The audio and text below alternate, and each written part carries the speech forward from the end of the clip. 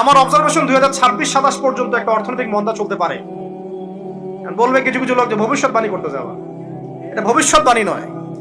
আপনি বর্তমান সম্পর্কে খবর রাখেন না বলেই বর্তমানকে আপনার ভবিষ্যৎ মনে হচ্ছে। আমাদের অনারেবল মিনিস্টার যারা আছেন ওদেরকে জিজ্ঞাসা করেন, তাদেরকে জিজ্ঞাসা করেন, তারাও বলছেন যে 2023 সাল থেকে 26 সাল খাদ্য মন্দার মধ্যে যান।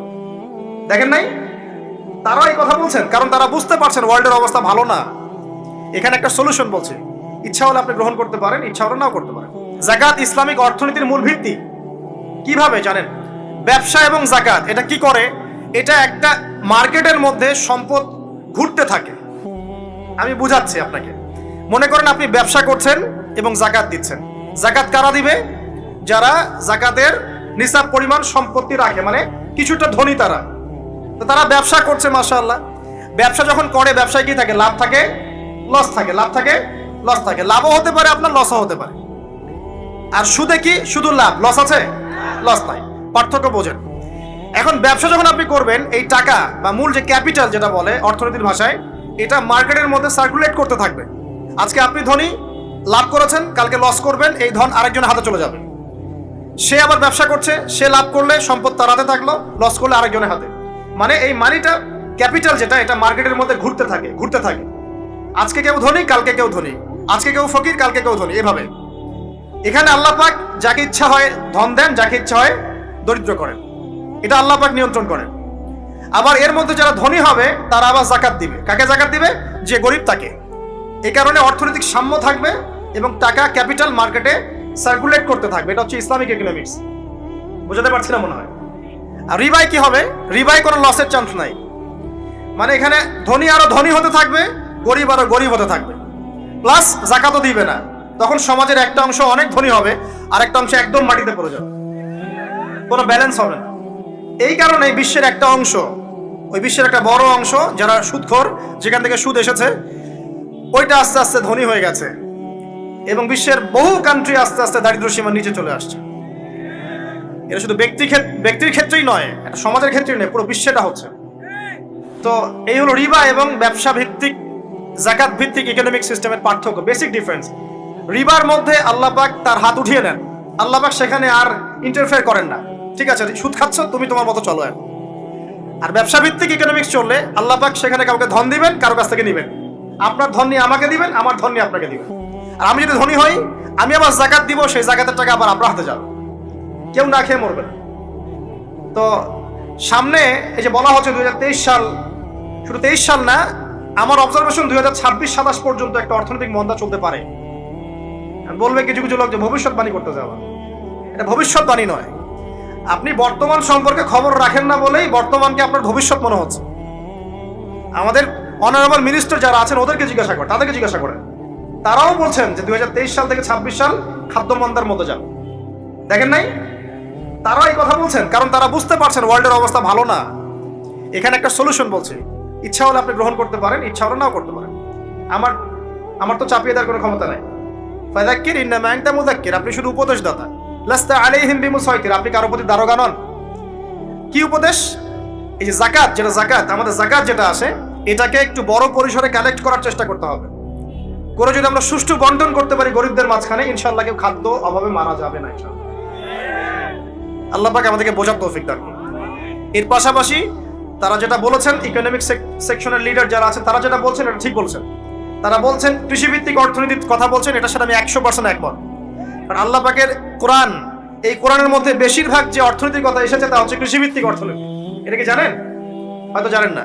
কোরআনে যত ইকোনমিক সিস্টেমের কথা আসছে তার মধ্যে সবচেয়ে বেশি এসেছে কৃষিভিত্তিক অর্থনীতির কথা, তারপর ব্যবসা এবং যাকাত। অতএব তারা ঠিকই বলেছেন, দেশের যারা ইকোনমিক সেকশনে গবেষণা করছেন তারা ঠিক কথাই বলেছেন যে কৃষিভিত্তিক অর্থনীতি হচ্ছে আমাদের অর্থনৈতিক মন্দা দূর করার অন্যতম উপায়। ঠিক বলেছেন, আমি একমত। তো যাকাত, যেটা কথা বলছিলাম, বাম দিকে যাকাত আসবে। তো যাকাত আমরা দিব তো ইনশাল্লাহ ভাই। যাদের, শোনেন, বাংলাদেশে এমন অনেক শিল্পপতি আছে যাদের একজনের যাকাতের টাকা দিয়ে একটা গ্রাম চলতে পারে। আর যাকাতের টাকা কিন্তু শুধু এক বছরে আসবে না, প্রতি বছরেই ঘুরে ঘুরে আসবে। মনে করেন যে আপনাদের এলাকার মধ্যে অনেক বিত্তশালী আছেন, আমি দোয়া করি মন থেকে আল্লাহ পাক বিত্তশালীদের অন্তরটাকে নরম করে দিক এবং ওসমান রাদিয়াল্লাহু আনহুর মতো দানশীল করে দিক। আমরা দোয়া করি, আমরা কারো খারাপ চাবো? সবার জন্য হেদায়েতের দোয়া করব। টাকা থাকতে তো সমস্যা নাই, কিন্তু টাকা থেকে যদি উসমান রাদিয়াল্লাহু আনহু হতে না পারলাম তাহলে সমস্যা। টাকা থাকতে কোনো সমস্যা নাই, ধন আপনাকে আল্লাহ দিতেই পারে। এই ধনটাকে উসমান গনি রাদিয়াল্লাহু আনহুর মতো আল্লাহর পথে বিতরণ করে দেন, ইনশাআল্লাহ আল্লাহ পাক আপনাকে জান্নাতুল ফেরদৌস দান করবেন। তো অনুরোধ থাকবে, দেখেন আপনারা যদি একটা এলাকার যাকাত কালেক্ট করতে পারেন, মনে করেন কথার কথা এখানে কিছু মেয়ে আছে যারা খারাপ পথে পা বাড়িয়েছে, আমার কথা বুঝতে পারছেন?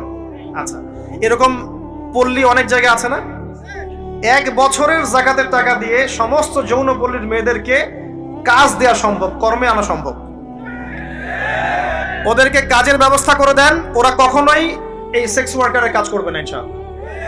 কোনো মেয়ে এই কাজ করতে চায় না, আমার মত কোনো মেয়ে চায় না যে ইজ্জত বিক্রি করে খাবো, কোনো মেয়ে চাবে? কখনো চাবে না। ওকে আপনি ভালো কাজের ব্যবস্থা করে দেন এই যাকাতের টাকা দিয়ে, দেখবেন ইনশাআল্লাহ সে ওই খারাপ পথ ছেড়ে দিয়েছে।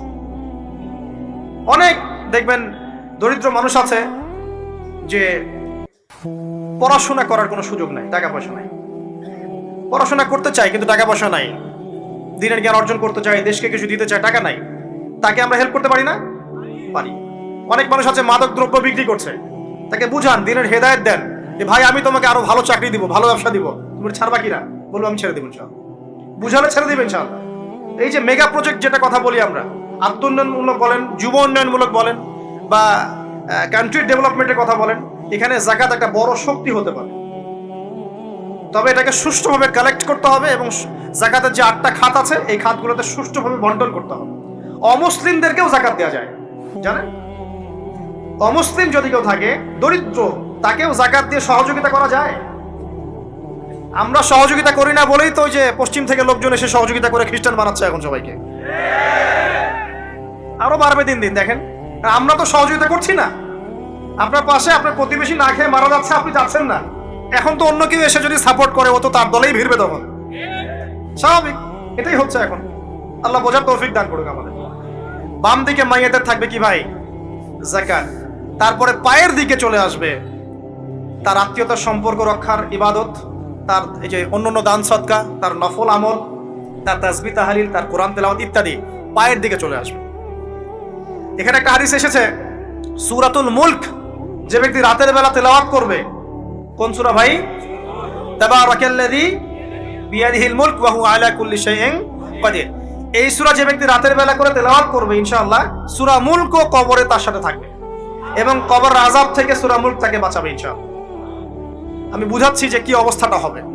এবার দুজন ফেরেশতা মাথার দিক থেকে আসবেন, আসতে চাইবেন, সালাত বলবে এখান দিয়ে আসা যাবে না, এদিক দিয়ে আসা যাবে না। ডান দিক দিয়ে আসতে চাইবেন, এদিক দিয়ে আসা যাবে না। বাম দিক দিয়ে আসতে চাইবেন, যাকাত বলবে এদিক দিয়ে আসা যাবে না। পায়ের দিক দিয়ে আসতে চাইবেন, আমলগুলো বলবে এদিক দিয়ে আসা যাবে না। তখন যাই হোক তারা আসবেন। এটা তাদের, এটা কথা কি? এটা কথাটা হচ্ছে যে সালাতের গুরুত্ব, মানে সে সালাত আদায় করেছে, সে আমার হক আদায় করেছে, আমি তার পক্ষে আছি, এটা পক্ষে বোঝাচ্ছে। রোজা বলবে আমি ওর পক্ষে আছি, তাকে আপনি কোনো শাস্তি দিবেন না, আমি তার পক্ষে আছি। আপনারা দুজন তাকে শাস্তি দিবেন না, আমি যাকাত তার পক্ষে আছি, এটা পক্ষে থাকার কথা। তারপরেও তারা আসবেন, চোখগুলো হবে নীল এবং কালো বর্ণ, নীলাভ চোখের, কালো। মুনকার নাকি?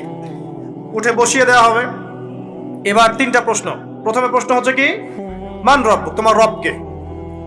তখন মুমিন বান্দা বুক ফুলিয়ে বলবে রব্বি আল্লাহ, আমার রবকে আল্লাহ।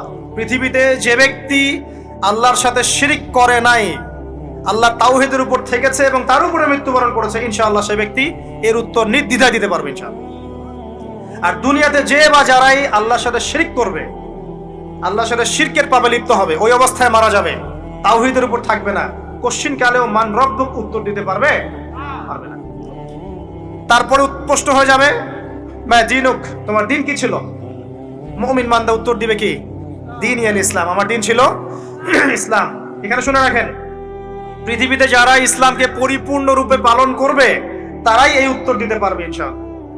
যারা ইসলামকে ঠাট্টা বিদ্রুপের হাসি তামাশার পাত্র বানিয়েছে, মন চাইলে কিছু করি, মন চাইলে কিছু করি না, সহজগুলো একটু আমল করি, বাকি কিছুর আমল ধারি না, হ্যাঁ, নামাজ পড়ি, সুদ ছাড়তে পারি না, ঠিক আছে, বছর বছর ওমরা করি, এদিকে ঘুষ দুর্নীতি ছাড়তে পারি না, ইসলামকে ঠাট্টা তামাশার পাত্র বানিয়েছে, এরা কোশ্চিন কালে উত্তর দিতে পারবে না মা দিনুক, দিনে পরিপূর্ণ ফি সিলমি কাফা, পরিপূর্ণরূপে ইসলামে প্রবেশ করতে বলেছেন আল্লাহ রাব্বুল আলামিন। যারা পরিপূর্ণরূপে ইসলামে প্রবেশ করবে এবং ইসলামের প্রতিটা মৌলিক বিধান মেনে চলবে, ইনশাআল্লাহ তারা এর উত্তর দিতে পারবে। এরপরে আসবে তৃতীয় প্রশ্ন। নবী সাল্লাল্লাহু আলাইহি ওয়াসাল্লামকে দেখানো হবে, যখন দেখানো হবে তখন সূর্য যখন ডুবে যায়, যে দৃশ্যটা আমরা দেখতে পারি না, ওই দৃশ্যটা ভেসে উঠবে এবং মুমিন বান্দা অস্থির হয়ে যাবে, বলবে আমাকে ছেড়ে দাও, আমি নামাজ পড়বো। সুবহানাল্লাহ। তার কারণ তার কাছে মনে হবে যে আসরের ওয়াক্ত হয়ে গেছে, আসরের ওয়াক্ত হয়ে গেছে, আসরের ওয়াক্ত চলে যাচ্ছে, আমাকে নামাজ পড়তে হবে। চিন্তা করেছেন? ওই যে একটা হাদিস আছে না, যে 7 শ্রেণীর মানুষকে আল্লাহ রাব্বুল আলামিন আরশের ছায়ায় ছায়া দিবেন, তার মধ্যে এক শ্রেণীর মানুষকে যার অন্তর মসজিদের সাথে ঝুলে থাকে, তার মন মসজিদের সাথে ঝুলে ছিল, এই সূর্য ডুবে গেল বলে আমাকে ছেড়ে দাও, আমি নামাজ পড়তে যাব। তখন ফেরেশতারা বলবেন তোমাকে নামাজ পড়তে দেয়া হবে, তবে তার আগে তুমি এর উত্তর দাও। কি উত্তর? এই ব্যক্তির দিকে তাকাও। তখন নবী সাল্লাল্লাহু আলাইহি ওয়াসাল্লামকে দেখানো হবে, সাল্লাল্লাহু আলাইহি ওয়াসাল্লাম দরুদ পড়বেন। বলা হবে যে এই ব্যক্তির সম্পর্কে তোমার কি ধারণা? মান হাযা রাজুল বুইসা ফিকুম, এই ব্যক্তি কে, যাকে তোমাদের কাছে পাঠানো হয়েছিল?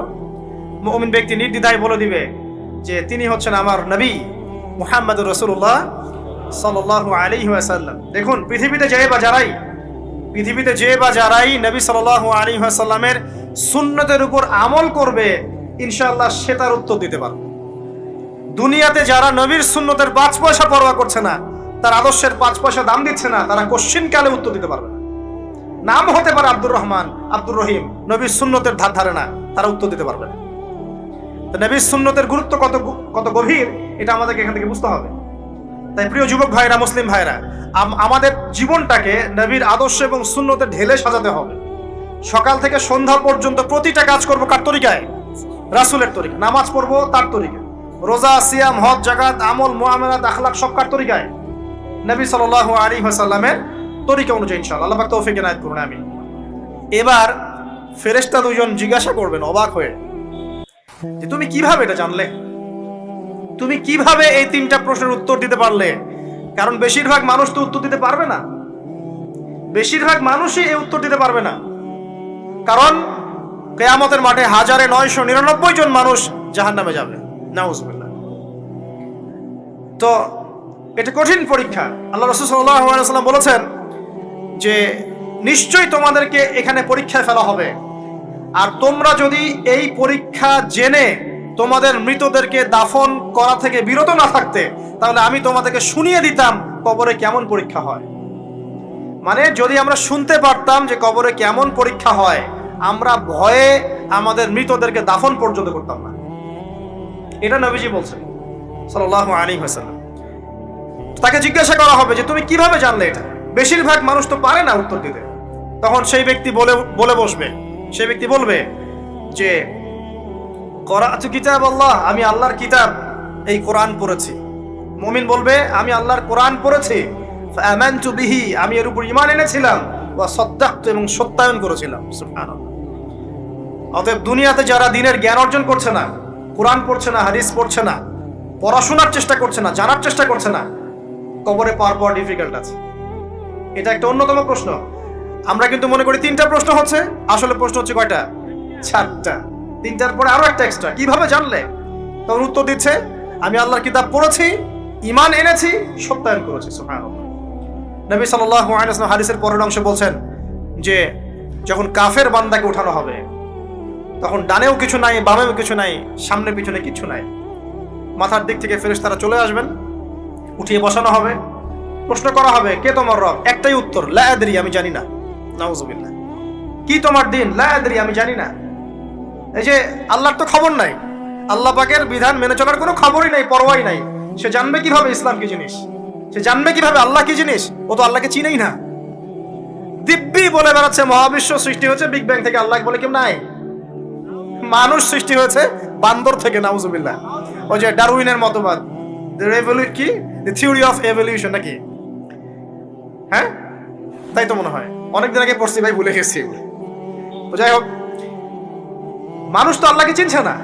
এখনো মানুষ মনে করছে যে আল্লাহ বলতে কেউ নাই, এবং এই মুক্ত চিন্তার নামে, বাক স্বাধীনতার নামে নাস্তিকতার যে চর্চাটা বেড়েছে বাংলায়, এটা আশঙ্কাজনক। বড় বড় বিশ্ববিদ্যালয় থেকে পড়ে আসছে, অনেক সময় দেখলাম বড় বিশ্ববিদ্যালয়ের প্রফেসর, সে বলছে যে মহাবিশ্ব বিগ ব্যাং দিয়ে সৃষ্টি হয়েছে, সৃষ্টিকর্তা নাই এখানে।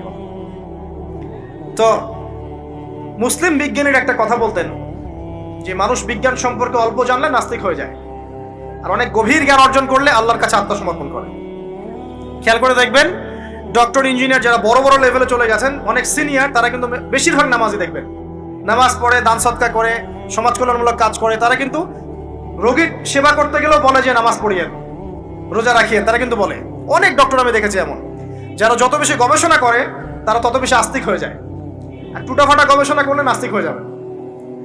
কত প্রশ্ন, ইসলামের এটা কেন, ওইটা কেন, ইসলামে বহুবিবাহ কেন, হ্যাঁ ইসলামে কি পর্দার বিধান কেন, তারপর ইসলামে এত রেস্ট্রিকশনস, এত বাইন্ডিংস কেন, হ্যাঁ স্বাধীনতা নাই কেন, কত প্রশ্ন, ইসলামের এগেইনস্টে কত তীর এখন ছোড়া হচ্ছে। তো এই ব্যক্তি কেমন করে উত্তর দিবে যে মাহাদিনুক, তোমার দিন কি? আল্লাহর দিকে কত প্রশ্ন ছোড়া হচ্ছে, কত শিরকের পাপ আমরা করছি, অনেক সময় মুসলিম হয়েও শিরকের পাপ করছি, কিভাবে উত্তর দিবে মান রব্বুক? 3 নাম্বার প্রশ্ন যখন করা হবে, এই ব্যক্তিকে দেখো দেখি, সে বলবে যে আমি জানি না এই ব্যক্তিকে, তবে শুনেছিলাম, মানুষের মুখে শুনেছিলাম, মানুষ যা বলতো আমি তাই বলতাম। মানে সে রাসূল সাল্লাল্লাহু আলাইহি ওয়াসাল্লামের নাম শুনেছিল হয়তোবা, কিন্তু তার সুন্নত বা আদর্শ কখনো মেনে চলে নাই, পারলো না। এবার জান্নাতি ব্যক্তি হলে কি হতো? ওই যে সূর্য ডুবছিল যেখানে, তার দৃষ্টির সীমা পর্যন্ত কবরকে প্রশস্ত করে দেয়া হতো, এবং জান্নাতের একটা দরজা তার কবরে খুলে দেয়া হতো। এটা কিভাবে করা হবে সেটা আল্লাহ পাক জানেন, এটার ব্যাখ্যা করার জ্ঞান আল্লাহ আমাদেরকে দেন নাই। যেই মানুষের ক্ষুদ্র জ্ঞানে মানুষ ব্যাকটেরিয়া ভাইরাস নিয়ে গবেষণা করতে হিমশিম খেয়ে যায়, সে মহাবিশ্বের স্রষ্টা নিয়ে কিভাবে গবেষণা করবে? আল্লাহ পাকের অসীম জ্ঞানের সামনে আমার জ্ঞান কি? খুবই ক্ষুদ্র। একটা হাদিসে এসেছে বুখারী শরীফের মধ্যে, যে একটা মহাসমুদ্রের মধ্যে যদি একটা পাখি 1 ফোঁটা পানি উঠিয়ে নিয়ে যায়, ওই 1 ফোঁটা পানি হচ্ছে মহাবিশ্বের জ্ঞান, আর বাকি পুরো মহাসাগর হচ্ছে আল্লাহ পাকের জ্ঞান। তো আমরা এই ক্ষুদ্র জ্ঞানের মানুষ হয়ে আল্লাহর জ্ঞানকে কেমন করে পেনিট্রেট করতে পারি? তো আল্লাহ পাক জান্নাতের দরজাগুলো খুলে দিবেন, একটা দরজা খুলে দিবেন, সেখান থেকে বাতাস আসবে, সে জান্নাতের নাজ নেয়ামত উপভোগ করতে থাকবে, এবং তার রূহটাকে সবুজ রঙের পাখির আকৃতিতে জান্নাতে রেখে দেওয়া হবে। ইল্লিন মানে ওখানে জান্নাতের নিয়ামত সে পাবে। এটাকে বলা হয় দারুল বারজাখ বা বারজাখের জীবন। জীবন অনেকগুলো, একটা ছিল রুহের জগৎ, রুহের জগতে আমরা সবাই ছিলাম। শোনেন, রুহের জগতে যার সাথে যার বন্ধুত্ব ভালোবাসা গভীর ছিল, দুনিয়াতে তার সাথে তার ভালোবাসা বেশি। এটা হয়তো জানেন না, জানতেন হাদিসটা?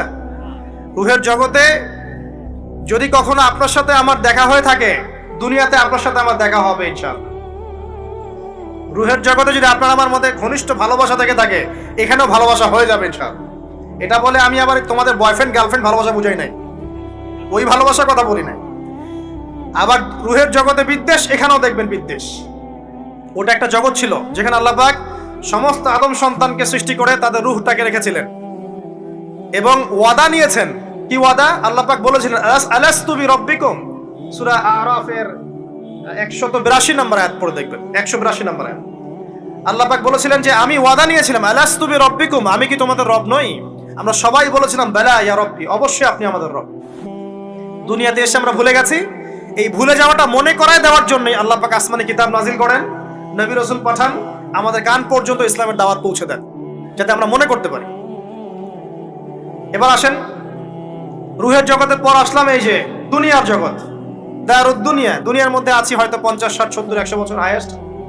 এরপর যাবে দারুল বারজাখ, বারজাখের জগৎ।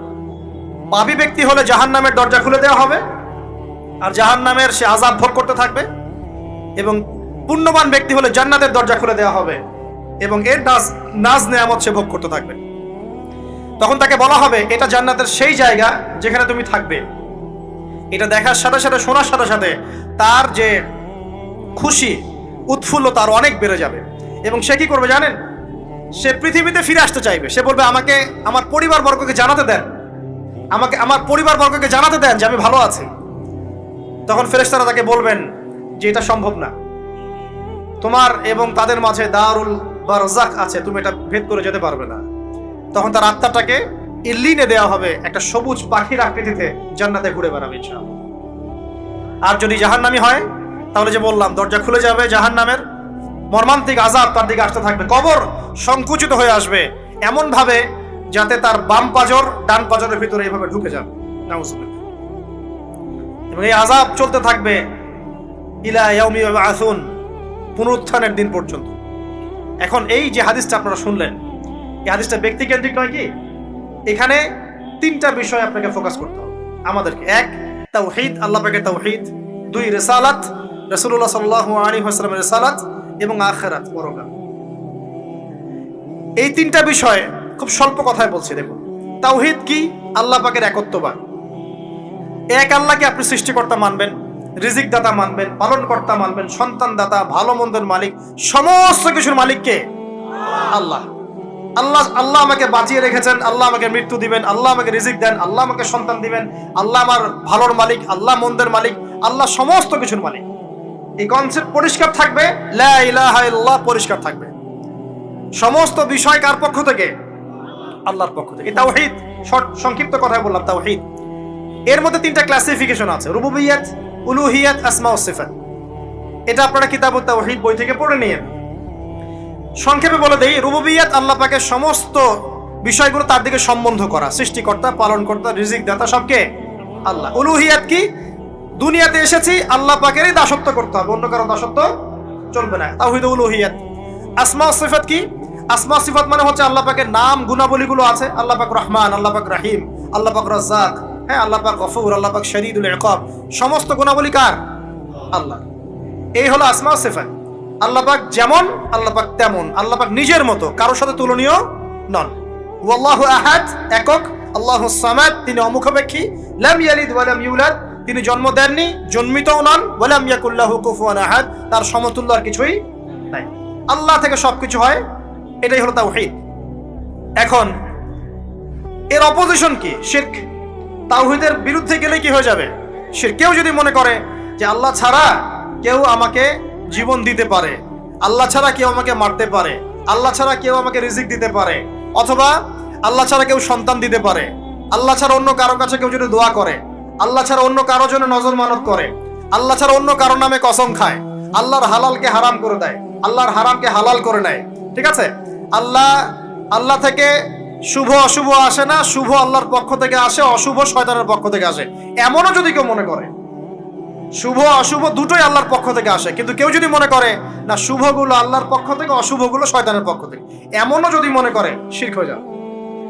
মুসলিমরা চলাফেরায় শিরক করছে। এখন মুসলিমরা আল্লাহ ছাড়া অন্য কারোর কাছে চাচ্ছে, মুসলিমরা অনেকে কবরে সেজদা করছে, মুসলিমরা অনেকেই মৃত মানুষের কাছে দোয়া করছে, হাতে বালা পরে আছেন, খোলেন না। কেন খোলেন না? ভয়ে যদি আপনার ক্ষতি হয়, শিরক।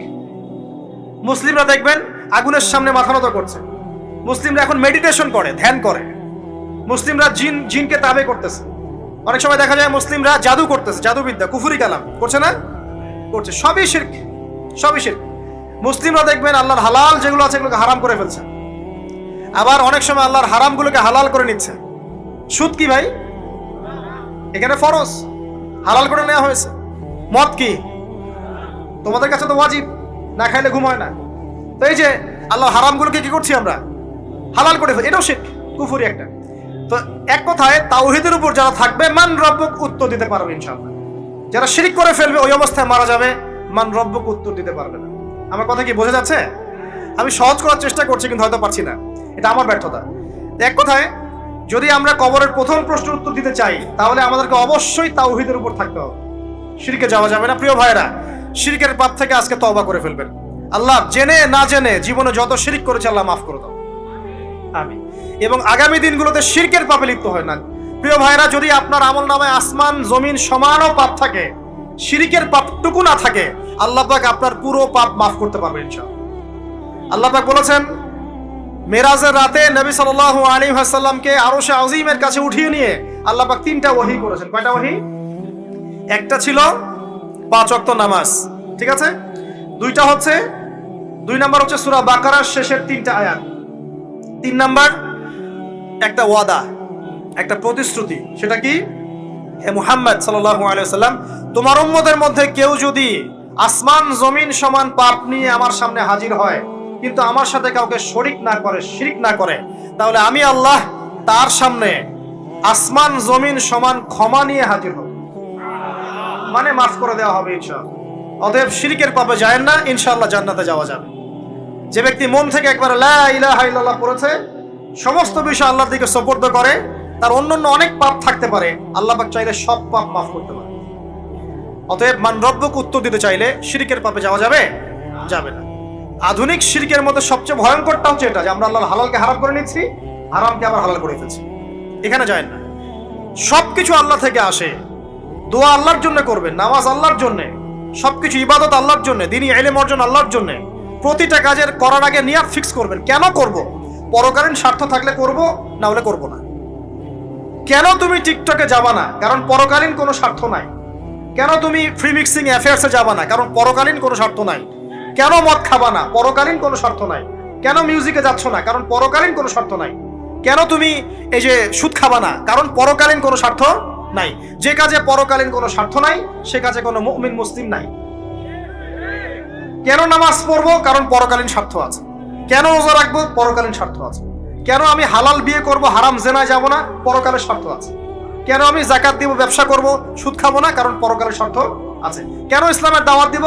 পরকালের স্বার্থ আছে। কেন হাদিস প্রচার করব? কারণ পরকালের স্বার্থ আছে। ইসলামের জন্য সবর করব কেন? পরকালের স্বার্থ আছে। পরকালের স্বার্থ যেখানে, মুসলিম সেখানে। পরকালীন স্বার্থ নাই, আমরা নাই। প্রত্যেকটা কাজ করার আগে নিয়াতটা ফিক্স করতে হবে, পরকালের কোনো স্বার্থ আছে? যদি বলে হ্যাঁ আছে, তাহলে করবেন। স্বার্থ নাই, আমি নাই। কোন ফুজুল কি বাত বা ফাহেসা কোনো কাজ, এসব কাজে আমরা নাই, বিকজ এগুলোতে কোনো পরকালীন স্বার্থ নাই। ব্যাস, আমাদের জীবনের প্রতিটা মোমেন্ট, প্রতিটা সেকেন্ড আল্লাহর দেয়া দান। আমি নিজের ইচ্ছার মতো এটাকে অপব্যয় করতে পারি না। মিউজিক শুনতে চান, আপনি সং পছন্দ করেন, আপনি নাশিদ শোনেন, ইসলামিক নাশিদ শোনেন, ওখানে আপনার ইমান একটু দীপ্ত হবে, পরকালীন স্বার্থ আছে। আপনি নিজের যৌন চাহিদাকে দমন করতে পারছেন না, হালালভাবে বিয়ে করে নেন। বিয়ে করার পর আপনি যত ইচ্ছা স্ত্রীকে মহব্বত করেন, প্রত্যেকটা মহব্বতে নেকি পাবেন। এমনকি স্ত্রীর দিকে নেক নজরে তাকাবেন, তাতেও নাকি।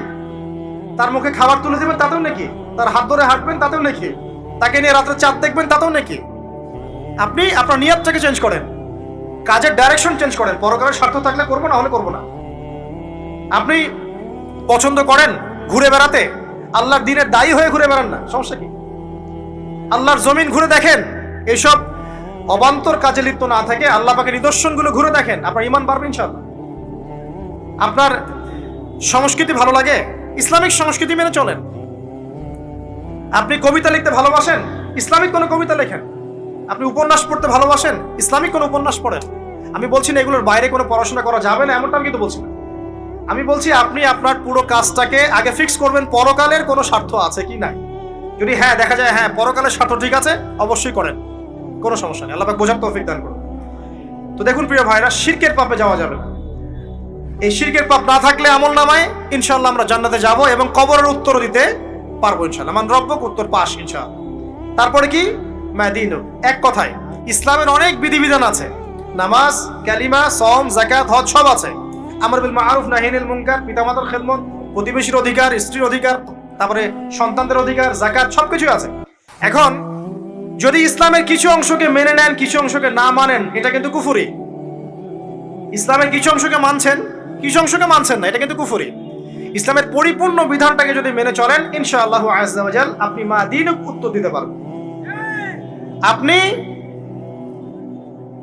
আমল করতে পারেন না পারেন, মনে করেন আপনি আমল করতে পারছেন না, কিন্তু আপনি আকীদা পোষণ করছেন যে হ্যাঁ ইসলামে যা আছে আমি সবকিছু মেনে চলি, কিন্তু হয়তো আমল করতে গিয়ে আমি পারছি না। আমি হয়তো নামাজ 5 ওয়াক্ত পড়তে হয়, আমি জানি, আমি মানি, কিন্তু আমার মাঝে মাঝে মিস হচ্ছে, মাঝে মাঝে আমি জামাত মিস করে ফেলছি। আপনি মানেন যে সম রাখতে হয়, মাঝে মাঝে আপনার সম মিস হয়ে যাচ্ছে, কিন্তু আপনি বিশ্বাস করেন যে হ্যাঁ আপনি সম রাখতে হয়, আপনার আকীদা ঠিক আছে।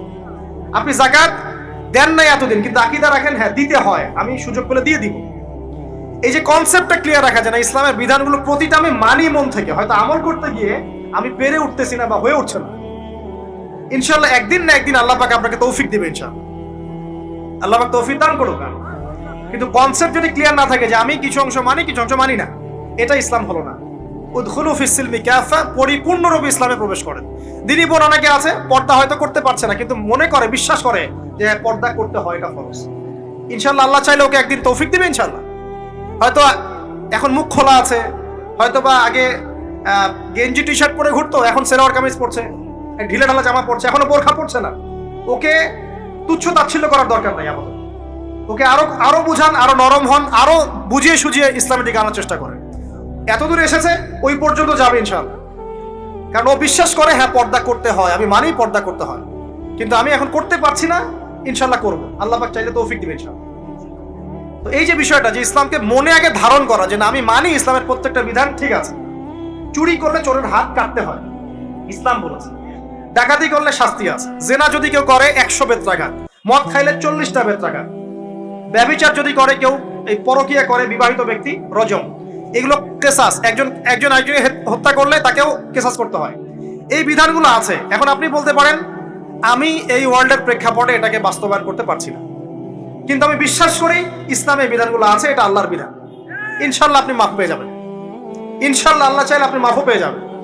কিন্তু যদি মনে করেন না এই যুগের এগুলো চলেই না, আমি আল্লাহ পাকের এসব বিধান কিচ্ছু মানি না, আমি যে বিধান বুঝি এটাই চূড়ান্ত, তাহলে খবর আছে, তাহলে মা দিনও উত্তর দিতে পারবেন না। তো বুঝেন, বিষয়টা বোঝেন, আকীদাটা ক্লিয়ার করেন যে না আমি পারতেছি না, এটা একটা বিষয়, কিন্তু আমি বিশ্বাস করি ইসলামের এগুলো অংশ। হয়তো আমি এখন পারছি না, ইনশাল্লাহ ভবিষ্যতে পারবো। আল্লাহ চাইলে আপনাকে তৌফিক দেবে ইনশাআল্লাহ। আমরা দোয়া করি আল্লাহ পাক আমাদেরকে পরিপূর্ণরূপে ইসলামে প্রবেশ করার তৌফিক দান। আর সর্বশেষ কি, এটা যদি করতে পারে মা দিনই উত্তর দিতে পারবে। মান নবীকে উত্তর কখন দিতে পারবে? যখন একজন ব্যক্তি সারা জীবন নবী সাল্লাল্লাহু আলাইহি ওয়াসাল্লামের সুন্নতের উপর আমল করতে পারবে। এই যে ঘুম থেকে উঠলেন, ব্যাস ব্রাশটা নিয়ে দৌড়ে চলে গেলেন বাথরুমে, কি জন্য? ঘুম থেকে উঠলেন, আগে চোখটা একটু ঘষতে হবে, মুখে হাত দিতে হবে, তারপরে আপনি দোয়া পড়বেন। কি দোয়া পড়বেন? আলহামদুলিল্লাহিল্লাযী আহইয়ানা বা'দা মা আমাতানা ওয়া ইলাইহিন নুশুর। তারপরে আপনি যাবেন বাথরুমে। দোয়াটা না পড়ে কেন গেলেন? ঘুমাচ্ছেন, ঘুমানোর আগে আপনি অবশ্যই বলবেন। ঘুমানোর আগে একদম একটা গান শুনে, একটা গার্লফ্রেন্ডের সাথে 10টা মিনিট কথা বলে, হ্যাঁ জান রাখি, ব্যাস, তারপরে ঘুমিয়ে গেলেন। ঘুমটা আপনার জন্য ইবাদত হলো না? হারামে লিপ্ত হতেন না? আল্লাহুম্মা বিইসমিকা আমুতু ওয়া আহইয়া পড়তেন, সূরা মুলক পড়তেন, সূরা কাফিরুন পড়তেন, সূরা ফালাক নাস ইখলাস পড়তেন, ঘুমিয়ে যেতেন। পুরো ঘুমটাই ইবাদত, পুরো ঘুমটাই নাকি ঘুমিয়ে আছেন নাকি পাচ্ছেন? আপনি ইচ্ছাকৃতভাবে আপনার আমলটা নষ্ট করলেন। ইস্তেঞ্জা করতে গেছেন, ইস্তেঞ্জা করতে গিয়ে গান শুরু করে দিল বাথরুমে। বাথরুম সিঙ্গার আছে না কিছু? বাথরুমে গান গাওয়ার জায়গা নাকি? তো ওখানে গান শুরু করলো। বাথরুমে গান গাবেন কেন? আপনি ঢোকার সময় বলবেন কি, বিসমিল্লাহ আল্লাহুম্মা ইন্নী আউযু বিকা মিনাল খুবসি ওয়াল খাবাইস। এরপর ইস্তেঞ্জা করবেন, তারপরে আপনি গুফরানাকা বলে বের হয়ে আসবেন। পুরো ইস্তেঞ্জার সময়টুকু নাকি? নামাজ পড়তে দাঁড়িয়েছেন, এখানে রিয়া কোনো লৌকিকতা থাকবে না, লোকজন আমাকে দেখছে আমি ভালো করে নামাজ পড়ি, এমন থাকবে না। নামাজে দাঁড়িয়েছেন আল্লাহর জন্য খালেস। এখন আল্লাহ আপনার মাঝখানে আর কেউ নাই, আল্লাহ আপনার মাঝখানে আর কেউ নাই।